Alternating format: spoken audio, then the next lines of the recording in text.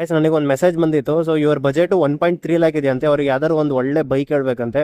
Purpose ಬಂದು daily ಕಾಲೇಜಿಗೆ ಹೋಗ್ಬೇಕು ಮತ್ತೆ ಸ್ವಲ್ಪ ಲಾಂಗ್ ಡಿಸ್ಟೆನ್ಸ್ ಟ್ರಾವೆಲ್ ಮಾಡಬೇಕು. ಇವರ ರಿಕ್ವೈರ್ಮೆಂಟ್ಸ್ ನೋಡಿದ್ರೆ ಗಾಡಿ 50 ರಿಂದ 60 ಕಿಲೋಮೀಟರ್ ಬರ್ಬೇಕಂತೆ, ಮತ್ತೆ ಸ್ಪೋರ್ಟಿಯಾಗೂ ಇರ್ಬೇಕಂತೆ. ಸೊ ಇವರು ಒಂದ್ ಬೈಕ್ ಕೇಳಿದ್ರು, ನಾನು ಇವರಿಗೆ 4 ಬೈಕ್ ಹೇಳ್ತೀನಿ ಯಾವ್ದು ಚೆನ್ನಾಗಿರುತ್ತೆ ಅಂತ. ಈ 4 ಬೈಕಿಂದ ಆರ್ಡರ್ ನಾನು ಪವರ್ ನೋಡಿ ಅರೇಂಜ್ ಮಾಡಿದ್ದೀನಿ. 4th ಪೊಸಿಷನ್ ಅಲ್ಲಿ ನಾನು TVS ರೈಡರ್ 125 ಇಟ್ಟಿದ್ದೀನಿ.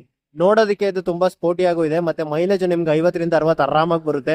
ನಿಮ್ಗೆ ಟಾಪ್ ಅಂಡ್ ಗಾಡಿನೇ ಬಂದ್ಬಿಡುತ್ತೆ ಆರಾಮಾಗಿ 1,30,000 ಪವರ್ ಬಂದು 11.2 ಇದೆ, which is okay for the city.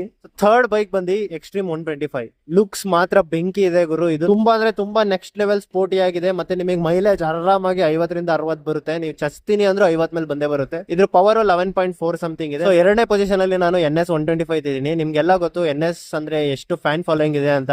And ಗಾಡಿನೂ ತುಂಬಾ ಚೆನ್ನಾಗಿದೆ, ಮೈಲೇಜ್ ಆರಾಮಾಗಿ 50 ಮೇಲೆ ಬರುತ್ತೆ. ನೋಡೋದಕ್ಕೆ ಸ್ಪೋರ್ಟಿ ಇದೆ, ಬಾಂಬ್ ಆಗಿದೆ ಗುರು. ಈ ಲಿಸ್ಟ್ ಅಲ್ಲಿ ಫಸ್ಟ್ ಬೈಕ್ ನಾನು ಇಟ್ಟಿರೋದು Yamaha FZ F5.